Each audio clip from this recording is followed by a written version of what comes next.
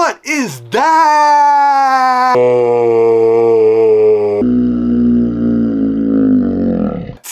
What's up, everybody? What's good? My name is EK and welcome to What's Good English. In this episode, I'm gonna be talking about learning French in the channel. This got English in the name. I'm not making another. Just go with it. Just go. I promise it'll make sense. All right, bet. If you are learning to speak another language or you want to improve the language that you already know, this will be relevant to you. I promise. Just go with it. Just go with it. Go with it. So anyways, it's been a little over a month and a half since I started learning French, and I'm still not speaking on purpose to try to train my ears how to identify the sounds of French when I'm watching a Netflix series or comprehensible input on YouTube, or even doing stuff like using Busu or Duolingo, just running through exercises and stuff like that in there.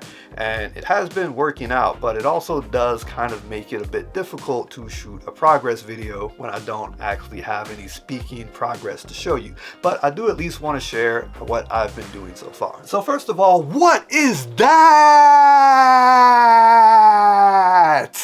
Seriously, how is this the default keyboard on iOS for French? Like, I can handle the extra characters on the number row, that's perfectly fine, but like, why are the A and the Q and the Z and the M all in different places like this? I mean, even the Spanish keyboard just makes room for the ñ sound and like a couple extra little symbols, but like, this is just ridiculous. It has led to a ton of spelling errors in exercises that I do in Duolingo and Busu because the Q key is heavily used in French, and I'm so used to it being in a different location, but there's an A there now. And yes, I know I can just go into the settings and change the keyboard or not use it at all and just long press to get the appropriate accent mark, but this is the default keyboard, or at least the one that my iPad defaulted to, so I want to give it a shot.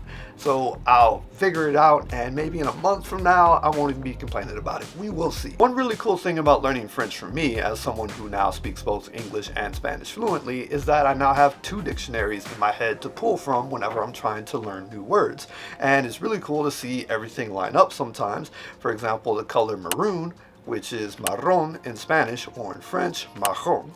Or occasionally Spanish will be the odd one out. Like in English, we would say someone is amusing, but in Spanish that would be divertido, and in French that would be amuse. And occasionally English will be the odd one out, like the word work, which in Spanish is trabajo, and in French it would be trabajo. And occasionally it's just a completely new word. For example, dog in English is perro in Spanish, and is chien in French. So that's something that's kind of fun. French spelling though is weird. And yes, the irony of me, an English speaker, saying that about French spelling is not lost on me. I know that French has had a huge influence on the English language and English spelling, and that English spelling just makes no sense in general. Just let me vent for a minute. It's just having come from a language where everything is spelled exactly how you pronounce it, and then trying to look at a group of letters and figure out, okay, now which one of y'all gets pronounced this time? Or even something is where you pronounce a T at the end of a word, and that could all of a sudden turn it feminine. Like instead of ver, you say vets. And it's a bit much. It's a bit much. That's all I'm saying. It's a bit much. But in all seriousness, the one thing that I really am enjoying about French spelling is the consistency, or at least the appearance of consistency that it has for me and my beginner French. And please don't take that away from me in the comments. I'm just kidding. You can ruin my life in the comments if you want to and tell me that it's actually really inconsistent. It's all good. I'm going to get through it. I'm going to learn the language. Let me give you an example of this consistency with French spelling that I'm talking about. Whenever you see IN, for example, which is pronounced en, that is pronounced the exact same every time you see it, or almost every time you see it. I don't know, ruin my life in the comments, it's cool. But you have words like magasin, bouleton, jardin. They're all pronounced the same consistently. When you see it, you know how to pronounce it. In English, not so much. We already have words like through and thorough and though, and then we have this EA sound, which is pronounced like E. So we have stuff like tea and meat and heat, but it can also be pronounced differently. Like we got read and read and dead. And then we got, ooh, can we turn this into a game real quick? All right, go ahead, hit me. What's the name of that horrible two-term U.S. president from the 1980s? Reagan. Man, I hate you, man. I gotta go burn some incense now. And to cap off this episode, I want to talk about a couple of French shows that I've watched on Netflix recently. One of them is called Vampires. It's a story about a family that has a genetic mutation that basically makes them vampires. They're forced to drink blood, they can't go out into the sun, the whole shebang. Anyways, their daughter does not have this genetic mutation. She's been taking this medication to basically suppress that from happening to her, but she doesn't like what the medication is doing to her, and events ensue. It was a cool show, I guess. I don't know. It's weird. Like, I wouldn't necessarily recommend it to tons of people. Like, it's fun if you're learning French. I would definitely watch it. I would definitely watch a season 2 of it, but like, it's not a write home and tell everybody you have to see this show type of show. The second show I watched was amazing. It's called Braqueur.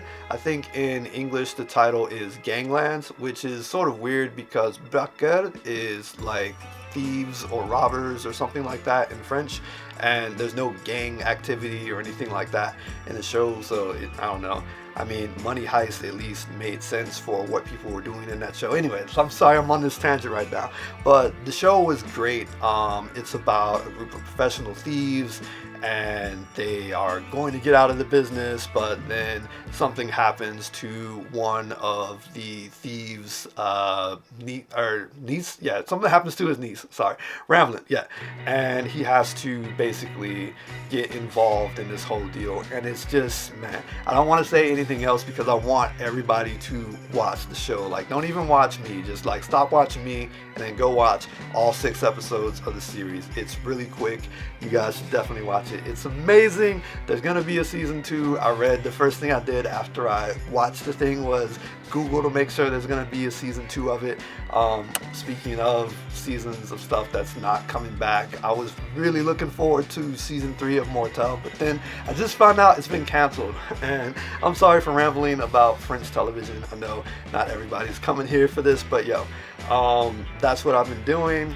Hopefully you have all enjoyed this episode and gotten something out of it. I'll be doing another French progress vlog next month, maybe another one at the end of this month, I don't know. Still not going to be speaking for the rest of this month though, so I'll probably delve deeper into some of the stuff I've been doing in the different apps that I've been working with. That's going to do it though for this episode. Thank you all very much for watching. Thank you for liking, commenting, sharing, subscribing. All of that stuff helps me out, and I will catch y'all on the next one. Ciao.